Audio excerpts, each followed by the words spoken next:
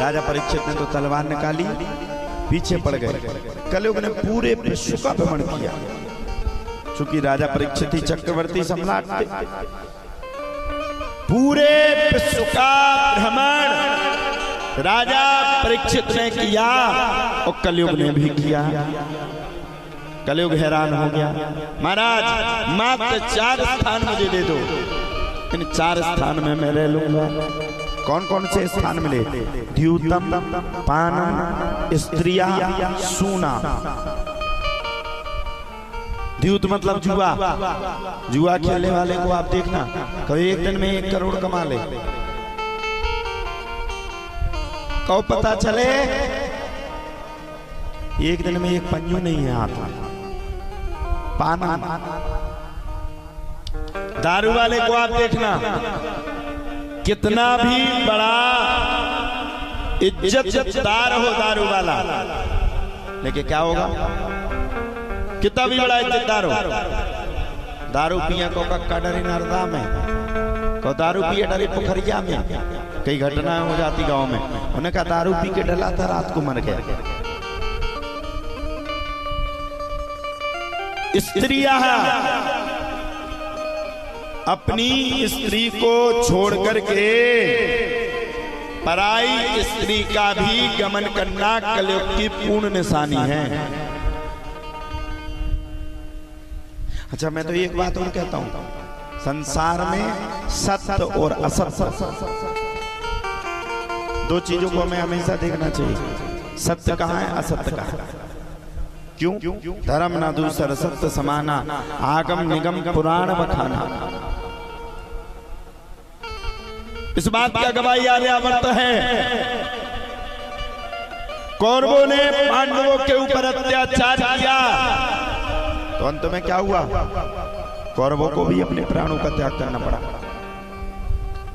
पांडव धर्म से चले तो उनकी रक्षा हो गई। अब देखो ना, पांडवों की दुर्दशा देखो आप, पांडवों ने कितना भोगा।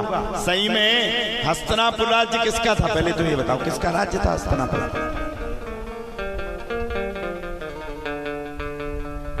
मैं अगर पूर्व काल की बात कहूं तो हस्तिनापुर राज्य के राजा ही पांडवों के पिता पांडु थे। आजकल गांव में कई विवाद चलते हैं, जमीनों के विवाद, आपस में लड़ेंगे। कोई किसी की जमीन पे कब्जा किया, कोई किसी की जमीन पे। अरे भैया, भाईचारा साथ में जाएगा, जमीन कहां जाएगी? जमीन तो यही अमर है, मरने के बाद भी अमर है, जन्म लेने के बाद भी अमर है। ना ये जमीन हमारी है, ना ये जमीन आपकी है। ये जमीन किसकी है? बोले उस परमात्मा। पांडु को एक श्राप था। पांडु को क्या श्राप था?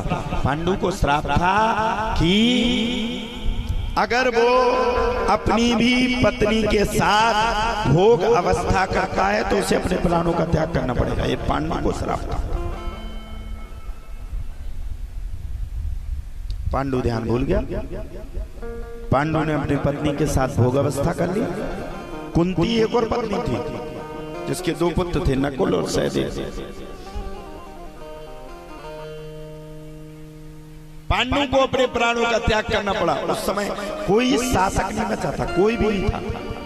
2 जन थे मात्र, भीष्म पितामह, धृतराष्ट्र। भीष्म पितामह की प्रतिज्ञा थी, क्या प्रतिज्ञा थी? भीष्म पितामह की प्रतिज्ञा थी कि वो ना तो कभी राज्य सिंहासन पर बैठेंगे और ना कभी विवाह करेंगे। अब बचा कौन था? धृतराष्ट्र। सबने सर्वसम्मति के साथ निर्णय लिया, एक काम करो, हस्तिनापुर का राजा धृतराष्ट्र को घोषित कर दो।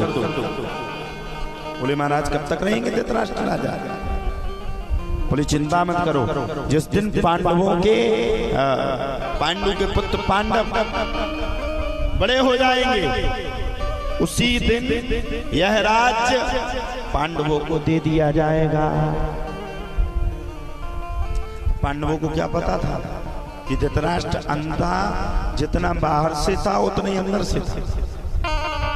देखो भैया सीधी सीधी बात है, मैं तो महाभारत के युद्ध में अगर किसी को दोषी ठहराऊंगा तो वो है धृतराष्ट्र। सही बात है। हस्तिनापुर का राजा धृतराष्ट्र था। धृतराष्ट्र के हाथ में सब कुछ था, अच्छा और बुरा इसका निर्णय कौन करता? बोले धृतराष्ट्र। ये राज्य पांडवों का था। भगवान कृष्ण ने धृतराष्ट्र के सामने मात्र मात्र मात्र 5 गांव मंगाए थे। 5 हटाओ, भगवान ने कहा तो छोड़ दो, 5 ही गांव दे दिया। 5 गांव की जगह शुरुआत में पांडवों को खांडवन दिया गया था। खांडवन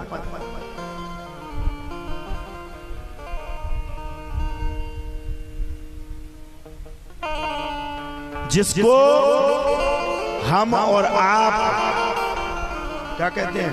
इंद्रप्रस्थ। वो इंद्रप्रस्थ नहीं था, खांडव था, मतलब खंडर था। देवता वहां पर विराजमान रहते थे कुछ समय पूर्व में।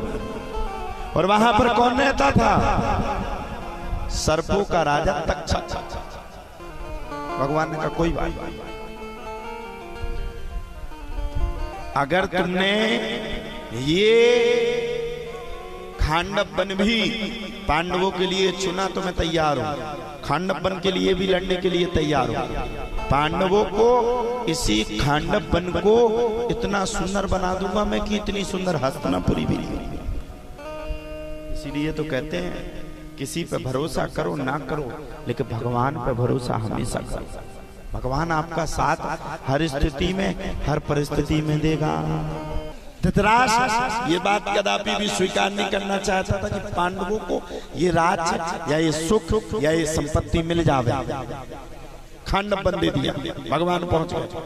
अच्छा, आप लोगों को पता ये जो गांडीव धनुष मिली थी वो कहां से मिली? पता कि नहीं? नहीं पता। ये गांडीव धनुष भी इंद्रप्रस्थ नगरी बनने से पहले, जिसका नाम था खांडव वन, उसी में से मिली थी। भगवान ने खोज शुरू की, तक्षक नाम के सर्प को भगाया, वहां धन भी मिला और गांडीव धनुष भी मिली। इंद्रप्रस्थ नगरी बड़ी सुंदर थी, इतनी सुंदर कि देवता भी उस नगरी को देखने के लिए लालायत थे। देवता भी लालायत थे, इतनी सुंदर नगरी थी वो। देवता भी परेशान रहते थे, इतनी अच्छी लगती थी।